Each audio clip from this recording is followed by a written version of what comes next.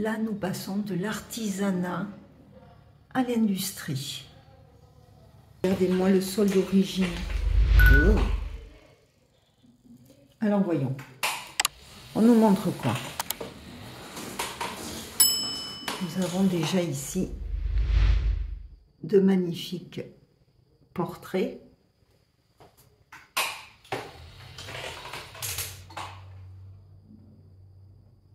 Et belle Marie-Jeanne.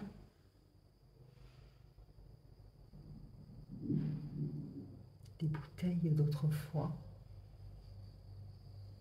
Il y en a de particulières quand même.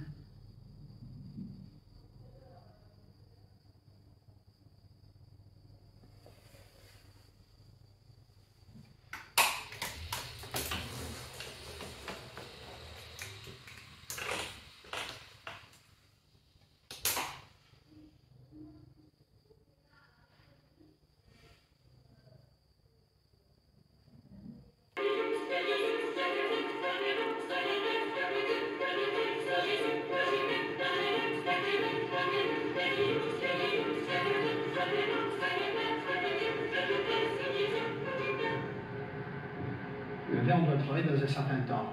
C'est ce qu'on appelle le palier de travail. Dès l'instant que le verre sort du four, à température de 100 degrés environ, il va se travailler jusqu'à environ 600 degrés, 650. Donc, cette masse de verre, au fur et à mesure que vous la soufflez, donc elle se creuse, les parois deviennent plus minces, et donc on refroidit plus vite. Alors il faut, c'est toute la subtilité du soufflage, il faut souffler progressivement, lentement, au fur et à mesure que le verre se durcit, et au fur et à mesure qu'on s'approche de la pièce, de la forme que l'on veut faire.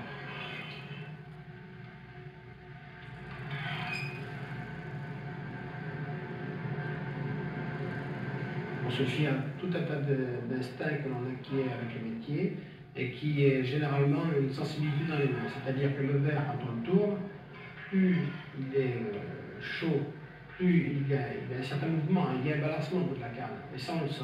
Et au fur et à mesure qu'il refroidit, le balancement il devient de plus en plus rigide, et donc c'est une question de sensation. Un verrier qui s'époumonne en travaillant, c'est pas un verrier, c'est un amateur. Pour de simple raison, puisqu'on peut être asthmatique et verrier. Puisque le problème, c'est pas de souffler beaucoup qui est important, c'est de souffler la quantité qu'il faut et au moment qu'il faut. Je veux dire, tous ces gestes deviennent naturels. Il n'y manque que des comportements instinctifs et des automatismes.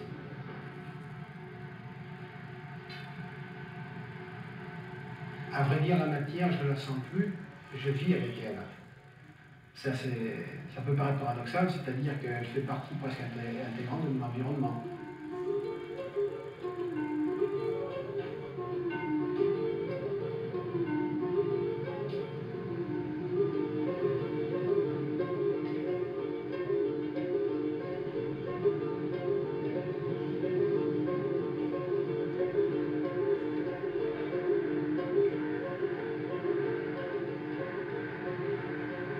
Quand on fait un objet, évidemment, c'est la suite de notre apprentissage. On pense à l'avance, on sait à peu près, on connaît les réactions, on sait qu'il faut s'y prendre d'une certaine manière. Quand on fait l'apprentissage, c'est plus difficile. C'est déjà d'arriver à prendre le verre dans le four, cueillir le verre. Déjà, quand un verrier arrive à cueillir le verre correctement, c'est pratiquement 50% du métier.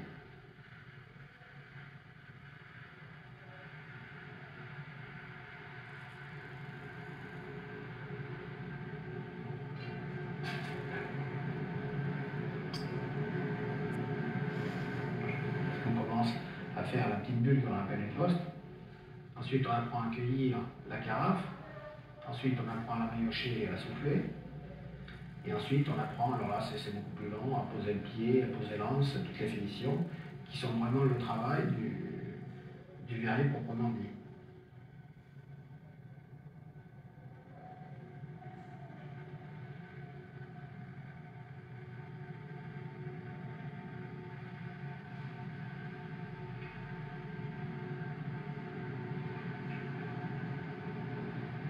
Quand j'avais 14 ans, j'envisageais de faire cuisinier. Vous me direz, c'est toujours chaud. Mais n'ayant plus trouvé de place d'apprenti, J'ai entendu une annonce que j'ai vue dans un journal et je me suis retrouvé tout à fait par hasard, parachuté dans une verrerie. Ce qui m'a frappé, c'est la plasticité de cette matière. Ce côté mystérieux. Quand on regarde travailler le verre, on a l'impression d'abord que ce n'est pas du verre, comment dire, cette matière qui est assez fuyante, qui ne le laisse pas apparaître quand on la travaille, mais qui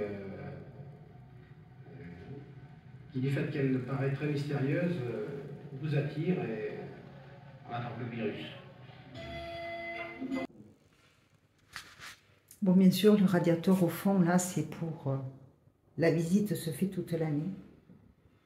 Voilà, on va peut-être nous expliquer à l'écran ce que c'est que tous ces petits caissons, là. Là, c'était le potier, là.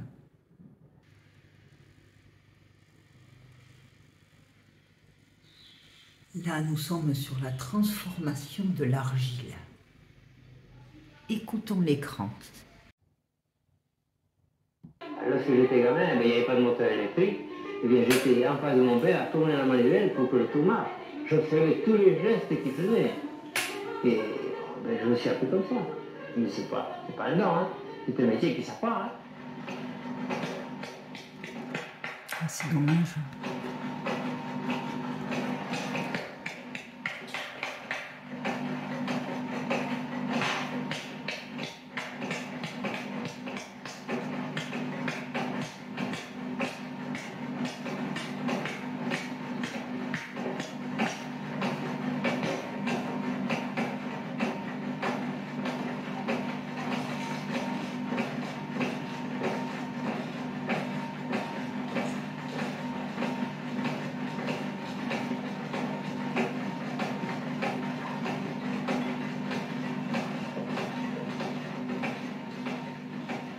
Et alors, la poterie, chez moi, c'est une tradition familiale qui date depuis plus de 300 ans, hein, dans le père en fils. Moi, quand je me rappelle tout gamin, même quand j'allais au champ de mouton, quand je découvrais un morceau d'argile dans une butte, je m'arrêtais pour la regarder, pour la calculer, pour voir ce que c'était. Je l'apportais voir mon père, et puis mon père dit, petit, ça, il y a peut-être quelque chose dessous.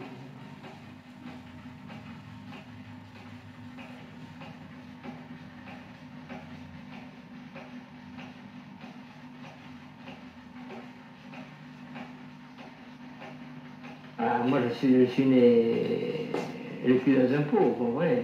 Je suis né là, et puis j'ai tout le temps touché de l'argile. Et quand on le touche, quand on en met de l'eau avec, on fait quelque chose dans la culture, ça devient vivant. On peut créer, on crée. C'est l'amour, c'est le seul amour. Et puis, on a le plaisir, on a des formes dans la tête, et on ne peut le réaliser qu'avec une matière qui est malléable. La tête et les gestes, les doigts marchent ensemble, c'est comme la personne qui joue du piano, elle regarde ses notes et puis ses doigts marchent en même temps. C'est pareil, j'ai la photo dans la tête et puis mes doigts fonctionnent de la même vitesse que le cerveau, quoi.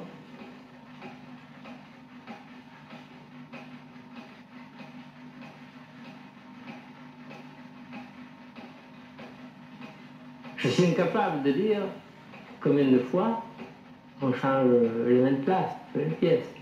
Je suis incapable de, quand j'ai quelqu'un à former, oui, je ne peux pas lui dire mettez les mains comme ça, mettez les mains comme ça. Je me mets à côté de la personne, je lui prends les mains, et il faut qu'elle soit totalement détendue, que ses mains soient comme un chiffon. Hein. Et je travaille, je me sers d'outils avec ses mains.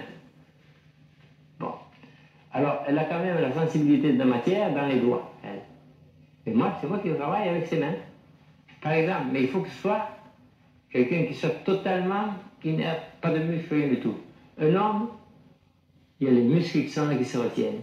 Un gamin ou une femme, on en fait ce qu'on veut. Dans les mains de guerriers.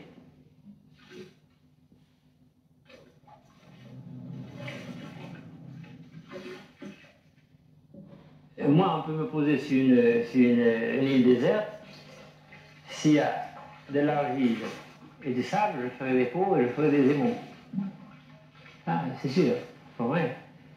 Que le potier, il est perdu, il ne le fera pas. Si on ne lui pose pas l'argile toute faite sur la table, il est perdu. Hein. Quand vous êtes dans chez lui, Moi, ça ne me valait pas parce que j'aime pas. Mais il fallait vivre. Hein. Mais avec mon frère, on tournait quand même, on faisait quand même 1000 pièces par semaine. Hein. Si on faisait la terrine à pâté d'1 kilo, par exemple, on tournait 1 pièce à la minute. Le tourneur ne bougeait pas, 1 pièce à la minute. Alors, soit mon frère ou moi je préparais les boules, pesais, je les battais, je lui portais la boule, il tournait, j'enlevais la pièce, même du tout. Hein. Il me la présentait, hop, j'enlevais la pièce.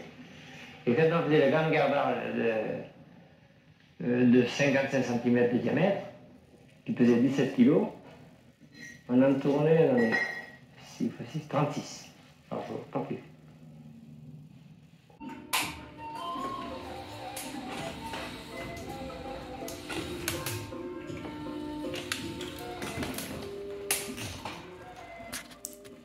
Et bien là, c'est la fabrique des tuiles. Vous en reconnaissez quelques-unes, je les ai peintes. Il y a de belles choses. Alors à mon avis, je pense qu'en apprenant un métier comme pour faire les tuiles de toit par exemple, là on a les moules en bois, dès l'instant où on sait faire ce qu'il faut pour son métier, on peut s'amuser aussi à faire beaucoup plus. Alors ça va sur les toits. Voilà, ça se mettait sur les faîtières. De la terre au ciel. C'est magnifique. Hein.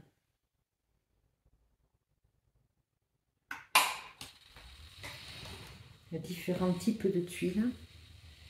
Tuyaux en céramique, c'est pour l'eau. Des briques.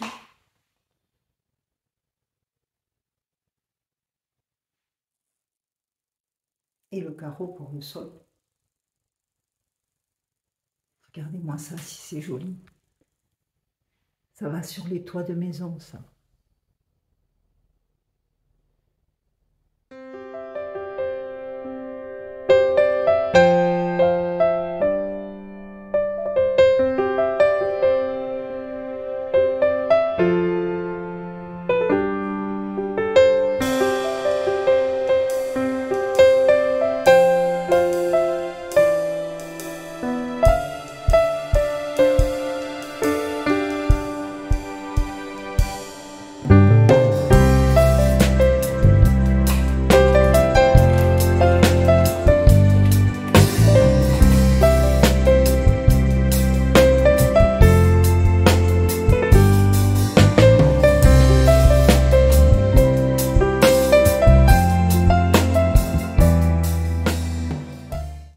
Voyez le soufflet, il est relié dessous, au feu qu'il y a dessous.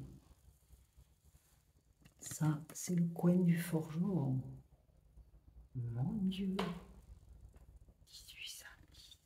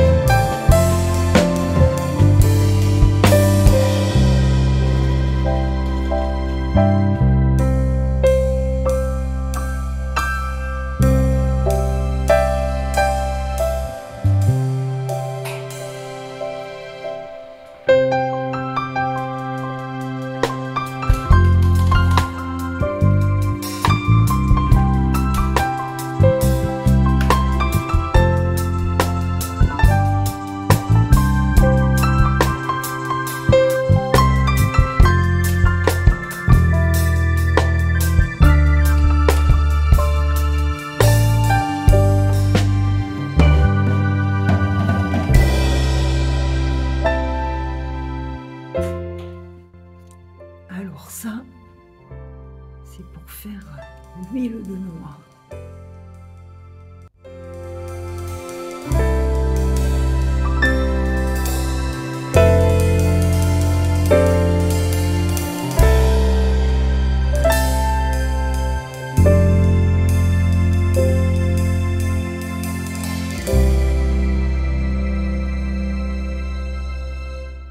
Mon Dieu!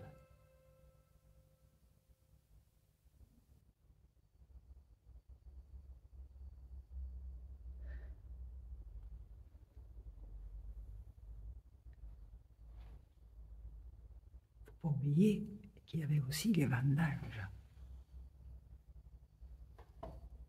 Regardez-moi la cuve, comment elle tient.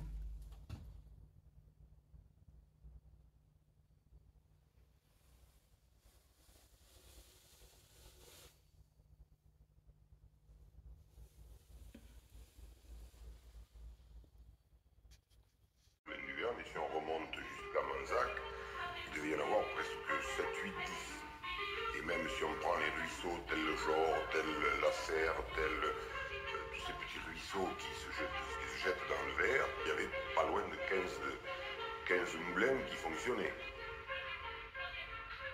C'était pas toujours le meunier qui faisait l'huile. Il prenait ce que l'on appelait un employé, qu'on appelait un trouillet. C'est lié au fait de presser, puisqu'on retrouve le même terme quand on presse de la vendange et que l'on dit trouillen de la vendaigne. C'est le terme de presser.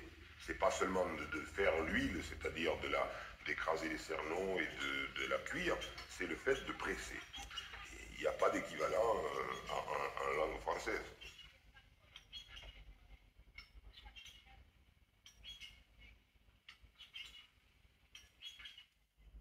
On se reporte à un siècle bien en arrière et même plus.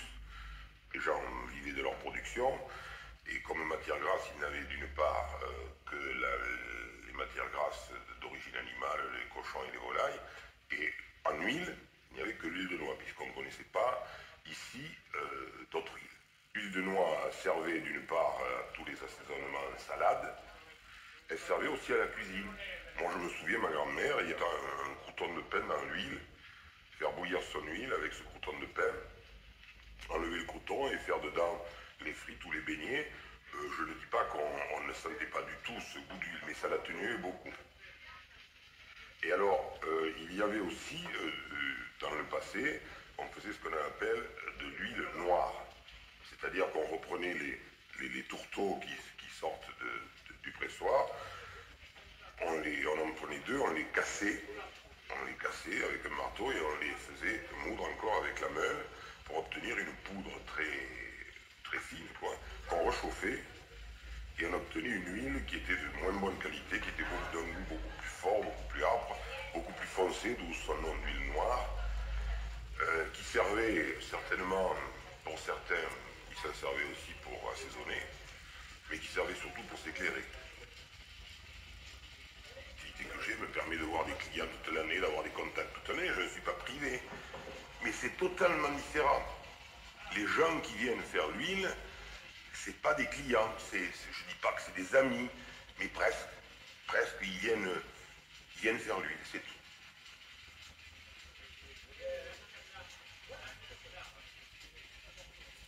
Si vous voulez, l'huile de noix aujourd'hui qu'on fabrique dans un moulin comme le mien, il n'y a aucune notion de prix de revient qui rentre. Il n'y en a pas, ça ne peut pas, c'est pas possible. Car si on part du prix de la noix, de la main d'œuvre qu'il faut pour la casser, la trier, et le rendement que ça donne, on arriverait à des prix astronomiques. Donc il n'y a aucune notion de prix de revient. C'est une notion de qualité, de plaisir personnel, de faire de l'huile et d'avoir de l'huile de leur noix, de pouvoir en offrir à des amis. Quelques-uns en vendent s'ils en ont de trop, mais ils ne la vendent pas le prix que ça leur coûte, loin de là.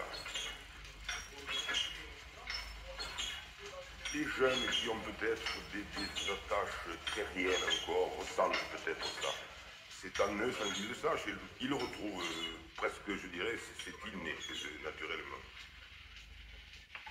Hier matin, par exemple, j'ai eu deux jeunes qui sont venus faire l'huile. Pour eux, ils sont venus faire de l'huile, ils ne savaient pas ce que c'était. Jamais ils n'avaient fait d'huile. Mais vous voyez, ils étaient là le matin de bonne heure, et puis il y en a un qui avait amené le casse-croûte. Il avait amené le casse-croûte et il a fallu ensemble casser la croûte.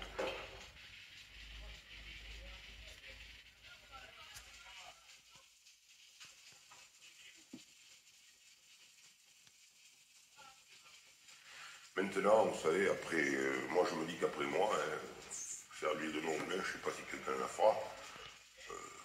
Dans la famille, je pense que je serai certainement le dernier meunier d'une très longue lignée, puisque je n'ai que 2 filles, et ça m'étonnerait que mes filles aient les mêmes sentiments que moi à cet égard. Quoique, elles sont très attachées au moulin, mais de là à faire de l'huile de noix, c'est autre chose.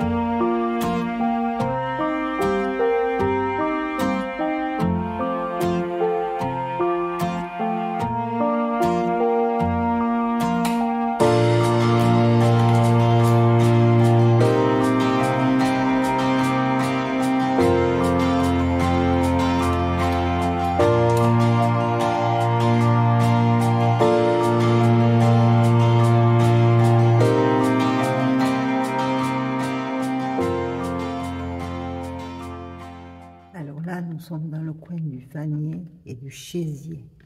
Je ne vous montre pas toutes les vidéos parce qu'elles sont un peu longues. Et il faut avoir le mérite de venir rendre visite à ce musée qui prend soin de tout ça, de ce passé et des lieux.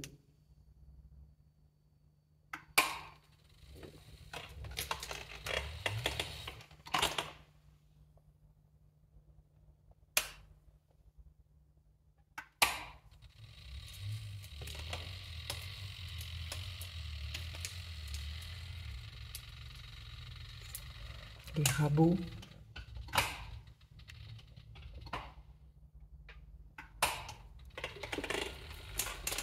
Alors, je suis désolée, mais tout est filmé de très près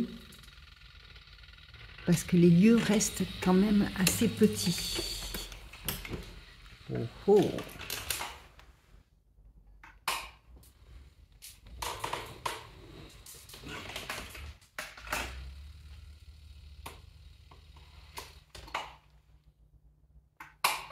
Vous voyez, il faut venir hein, parce que le temps est long. C'est au moins 6 à 10 minutes les vidéos. Il y a déjà un petit moment que je suis là. Là, c'est voilà, du sabotier au cordonnier, d'époque en époque.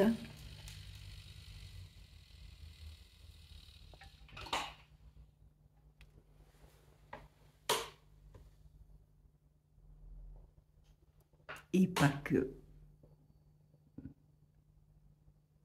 Alors, il y avait portronnier. Ah, le portronnier, c'était certainement pour ça. Le bonnelier. Regardez la moulure pour faire une botte.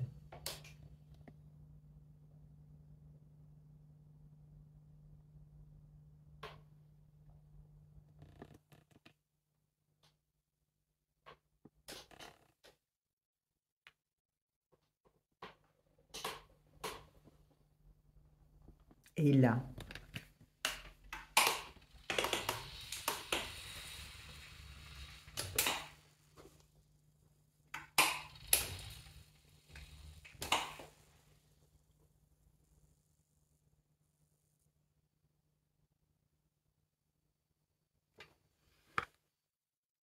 la cardeuse.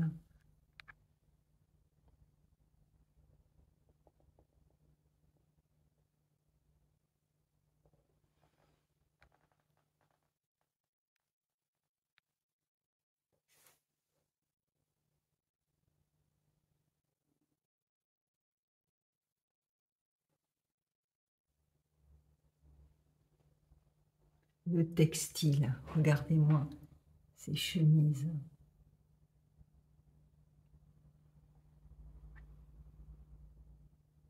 Les dentelles. Les fameux couvre-pieds, moi j'ai connu.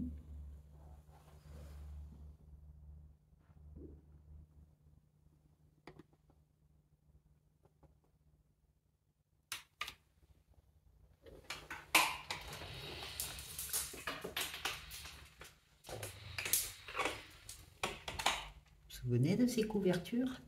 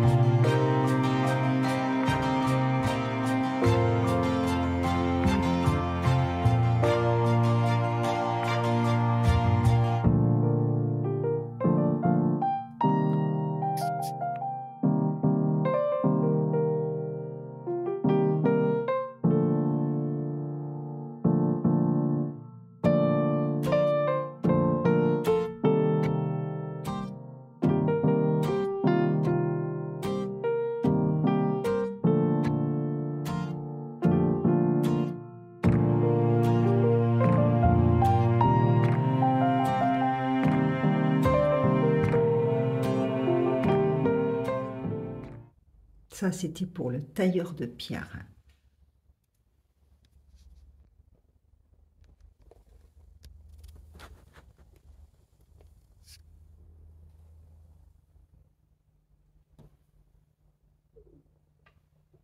Alors, écoutez, je ne savais pas qu'il y avait... Alors, avec les reflets, c'est difficile. Je vais poser la question. Je ne savais pas... Vous voyez, les cierges, là, ils sont décorés. Qu'il y avait une ciergerie. C'est impressionnant. J'ai du mal à vous les filmer parce qu'il y a les vitres.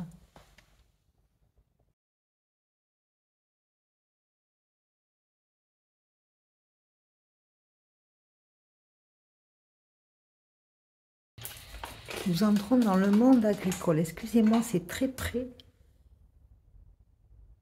Alors, est-ce que ça vous rappelle rien ce que l'on est en train de voir là?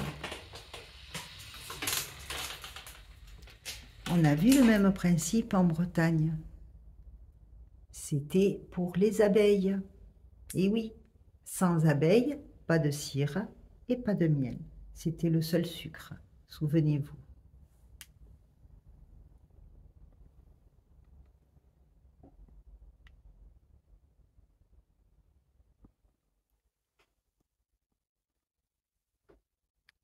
L'élevage.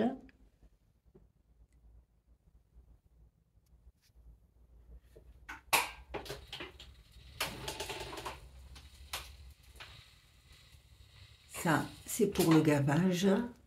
Moi, j'ai connu ça. Bon, ne dites pas que je suis vieille aussi, hein. Ça, c'est une couveuse. Ça, c'est la façade de la cour des vaches.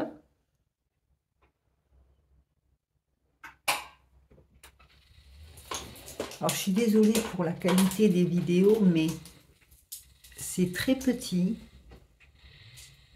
Donc, c'est pas facile de filmer. Et ici, nous avons quoi? Non. Qu'est-ce que c'est? Oh.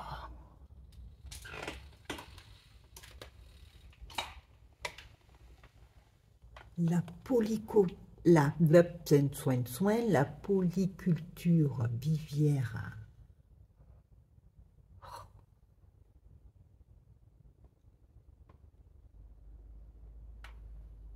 Et là, nous avons quoi? Kezako. Je peux pas me reculer. Regardez, c'est énorme. Ça a des grosses roues partout. Regardez. C'est une petite locomotive? Non, c'est pas une locomotive. Et non. On va savoir. On va savoir.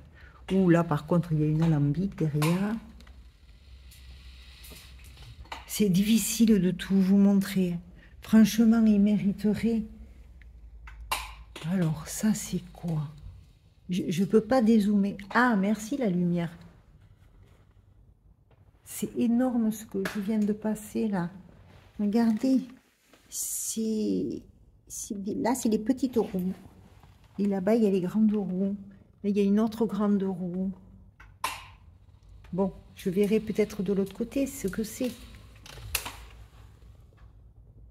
Les outils pour les moissons avec le tronc de battage. Et bien, je ne vous raconte pas l'engin. Alors, on va en savoir plus. Le bouilleur ambulant. Alors, je vous montre d'abord. Elle est là, l'alambic.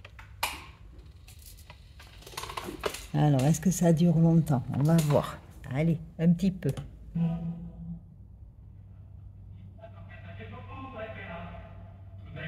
J'ai 56 ans. Je ne pense pas être brûlé par l'alcool.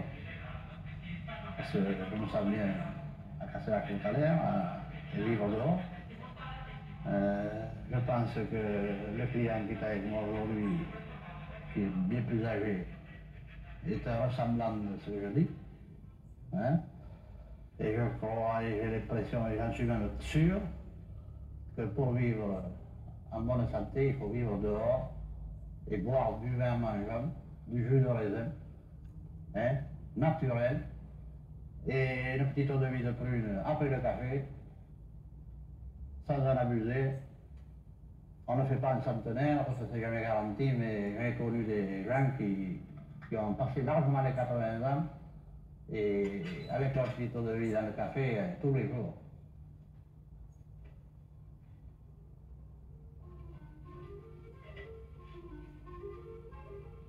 Oui, alors pour apprécier la valeur d'une matière première, que ce soit du marc ou des fruits, il y a d'abord l'œil, le coup d'œil, la couleur. La couleur. Si les marcs ou les fruits ont une fermentation, ils ne sont plus d'une couleur normale. Et rien qu'à l'œil, aussitôt là, bon, c'est douteux. Des fois, ce n'est pas une atteinte très profonde. Bon, il s'agit d'enlever avec une surface. Quoi. Et je dis voilà, il y a ça et ça, soit que tu aies un goût de. Ta marchandise est gris, ou un petit goût de fût, ou un petit goût de moisi. Bon, j'ai dit, je te garantis rien, hein, s'il y a des goûts, tu ne me donnes plus. Hein. Des fois, ça gagne la totalité de la marchandise. Et là.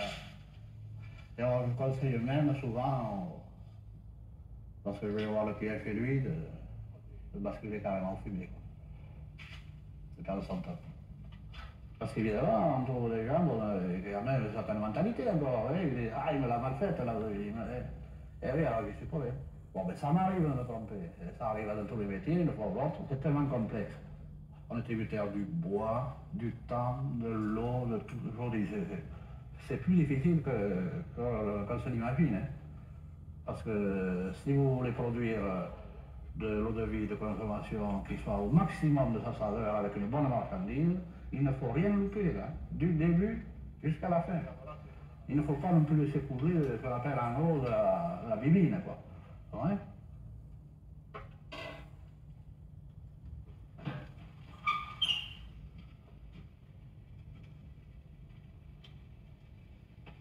On dit que la tortue, il y avait des anciennes.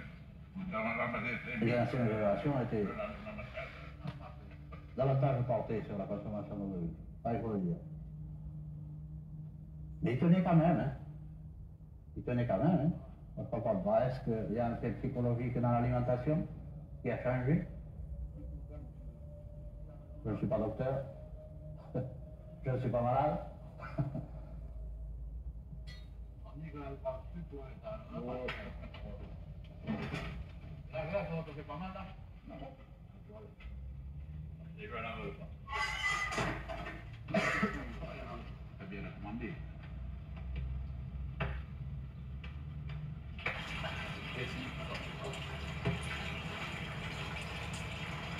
C'est bon, ah oui, il n'y a plus de lueur de connaisseur.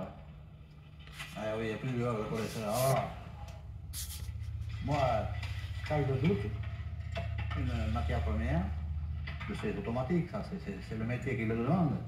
Bon, alors, je me prends le verre, je me le tiens, je me le hume. Et c'est là où je détermine si mes doutes sont fondés. Ce qui est dur, c'est que nous travaillons de 7 h le matin jusqu'à 6 h le soir, souvent, debout. On n'a pas de chaise pour la nuit. Vous savez, l'eau de vie, bon, je vous ferai une bonne eau de vie, mais rien qu'à l'avoir, ça ne me tente pas. Non. On la voit tous les jours, l'eau de vie, alors. Ça, c'est comme le laitier ou, je sais pas, moi, n'importe quelle profession, le boucher qui est toujours sur la viande. Bon, vous savez, il préférerait un légume. On va le faire boire un verre de vin qu'un verre d'eau de vie, mais si c'est vraiment de la bonne, je la connais, je l'apprécie.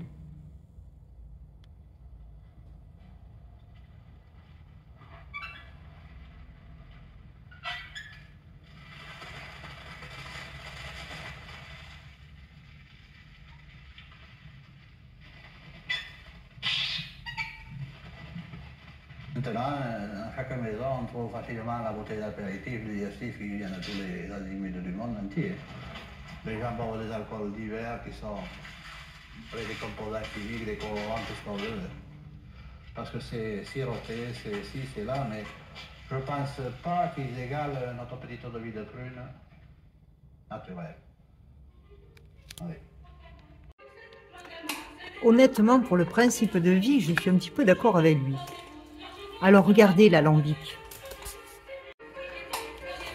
Je vais essayer de vous la montrer.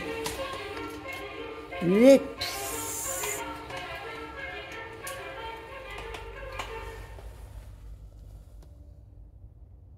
Voilà.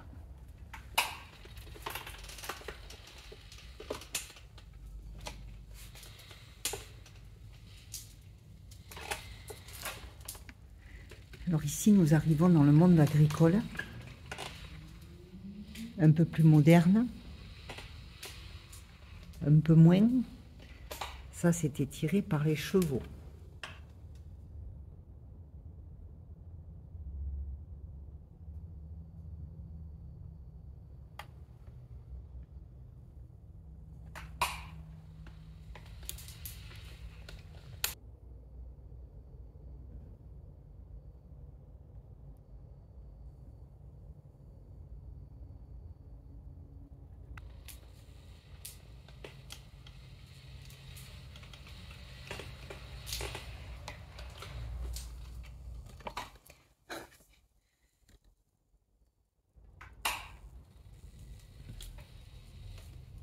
Alors moi qui suis à côté, je vous assure que c'est vraiment impressionnant.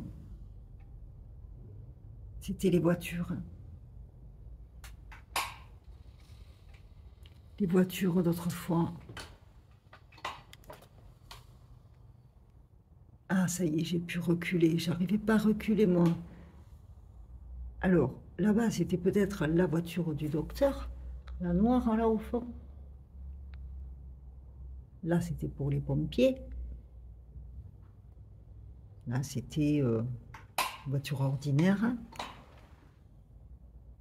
Ici, nous en avions une autre. Ça, c'était pour la paysannerie. Et ça, c'est un tombereau. Je voudrais vous montrer autre chose qui est moins marrant. Ici, nous avons le corbillard.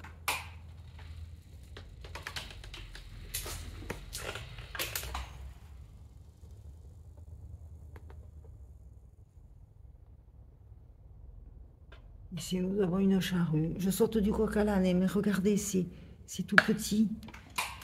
Il faut vraiment suivre le sens de la visite. Vous voyez, vous avez comme ça des écrans qui vous expliquent tout.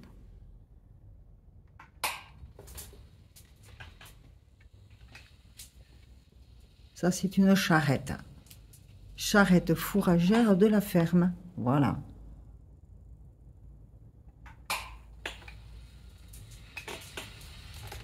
Oups. Donc ça, c'est la moissonneuse, je crois.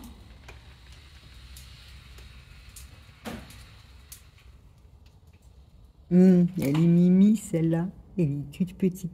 Elle est presque à la taille de mon fauteuil. Véridique.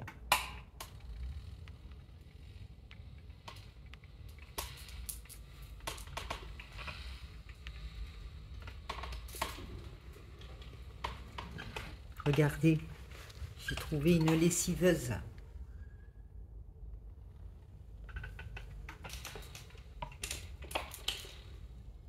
L'homme a su apprendre et a su...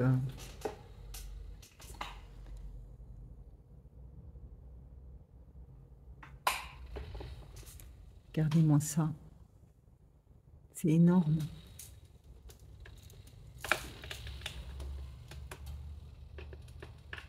Envoyez les vidéos là. Je mens pas, elles font plus de 7 minutes, vous vous rendez compte? Ça, c'était le travail du bois, les forêts, le scieur de long. Et oui, il fallait des longs troncs.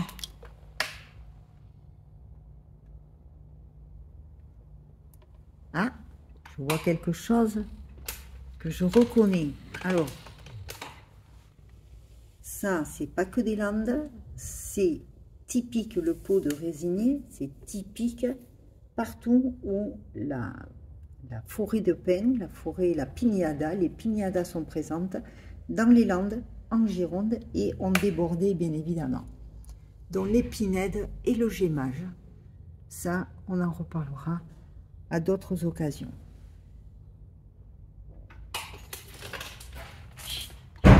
Ça, c'est la batteuse. J'ai du mal hein, à filmer tellement c'est énorme. Je me régale. Alors, ces cordages, là, c'était quoi? C'est des cordes pour suspendre le tabac à sécher. Ah, c'était pour sécher le tabac. D'accord. Donc là, on a la batteuse pour la paille et tout ça. Voilà, là, vous avez le tabac au milieu. Tout ce qui concerne le tabac. Ah, mais oui. Bah, je sais pourquoi j'ai pas vu. Ben, j'ai essayé d'arrêter de fumer. C'est vrai en plus. Donc voilà. Oh là là. Eh bien, dites donc, là, je filme des trucs que j'ai connus, gosse.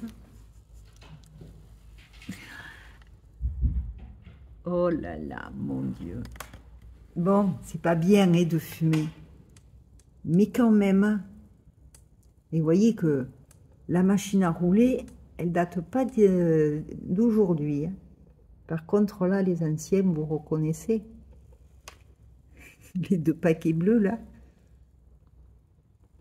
Bon, mais voilà, ça c'était pour sécher le tabac, effectivement. Là, vous avez la feuille de tabac. Cela dit, à l'époque, ils fumaient du tabac pas trafiqué. Là. Et ici, nous avons donc cette énorme machine que je ne pouvais pas vous montrer tout à l'heure parce que j'étais trop loin. Écoutez, ça ressemble à une locomotive. Mais c'était peut-être... on va voir...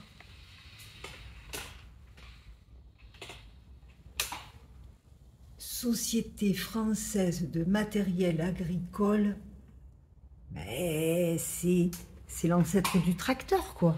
Pas possible. Bah oui. C'est certainement ça. La cheminée monte haut, hein.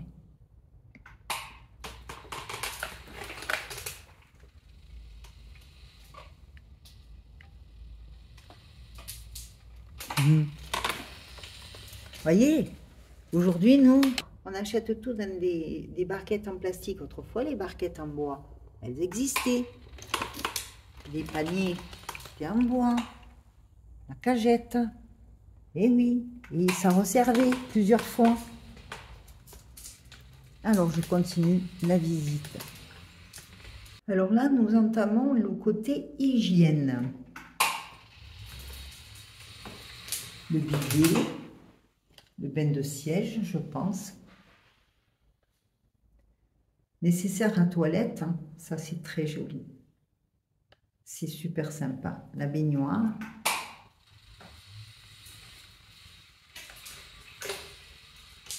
Ça c'était pour transporter l'eau chaude, je pense.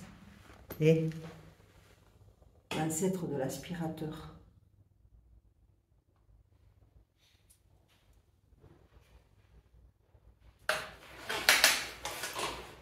Alors ça c'était autrefois. Là c'est la buanderie. Panière à linge énorme. Là c'était pour laver le linge.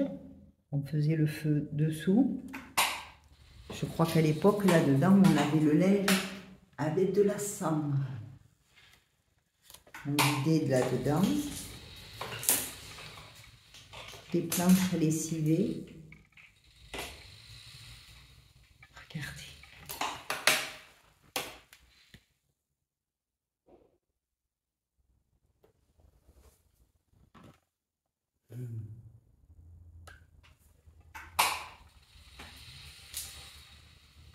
Les fameuses lessiveuses, ça j'ai connu. Et les premières machines à laver. Non, machine à laver et essoreuse dessus. Ah oui.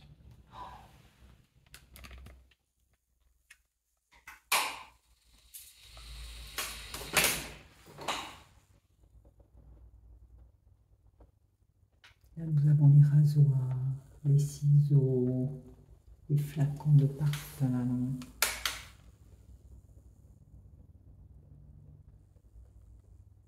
Et le pot de chambre.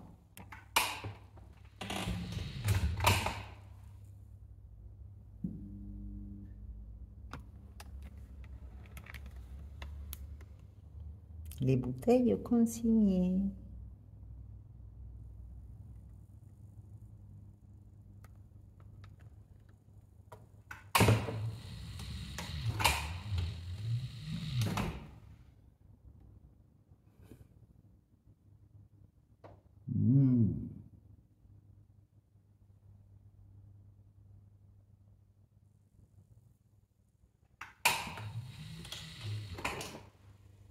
Regardez. Alors, là, il y a plusieurs choses. Il y a des calculatrices, caisse enregistreuse, je pense. De toute façon, si je me trompe, maman Nanou va me reprendre. Et ça, c'était pour chauffer les fers à repasser pour les lisseuses. Vous voyez, les fers à repasser. On faisait le feu là. On faisait le feu là-dedans. Et on faisait chauffer les fers à repasser. Ensuite, nous sommes passés au fer électrique. À ce stade de la vidéo, hormis toi, maman, est-ce que quelqu'un peut me dire à quoi sert cette petite planche? Maman, tu te tais. Vous avez la planche à repasser là. Et avec la planche à repasser, on avait la petite. Est-ce que quelqu'un peut m'écrire en commentaire, me dire à quoi ça servait? Et ensuite, vous avez les premiers fers à repasser qui n'étaient pas encore à vapeur.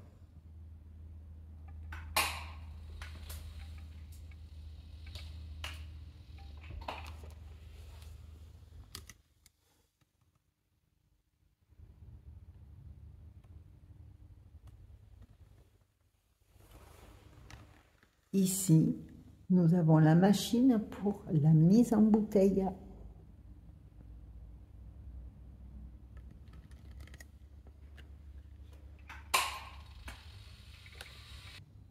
Je suis désolée.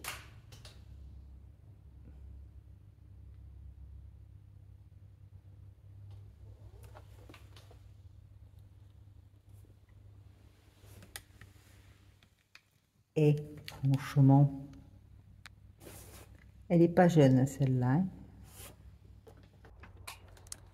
Eh bien, écoutez, je sors de ce musée où je crois que j'y ai passé un temps fou. et je me suis régalée.